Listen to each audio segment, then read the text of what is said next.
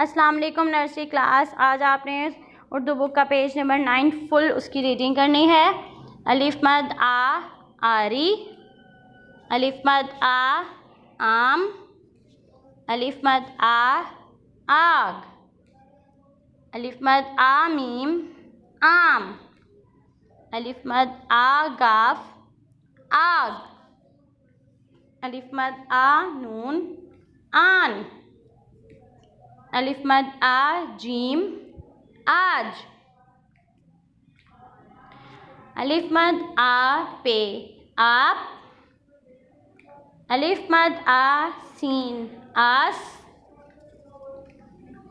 अलिफ मद आ पे आप, अलिफ मद आ सीन आस, अलिफ मद आ रे आड़, अलिफ मद आ रे लाम आल, अलिफ मद आ रे आर।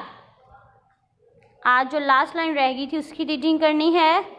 अलिफ मद आ पे अलिफ पा आपा, अलिफ मद आ पे अलिफ पा आपा, अलिफ मद आ आपा आ आपा आ, अलिफ मद आ जीम आज, अलिफ मद आ मीम आम,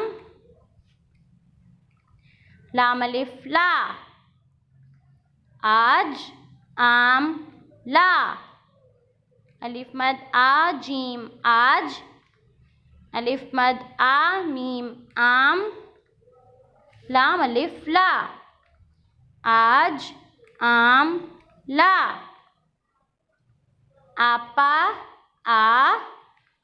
आपा आज आम ला, आज आम ला, आपा आज आम ला।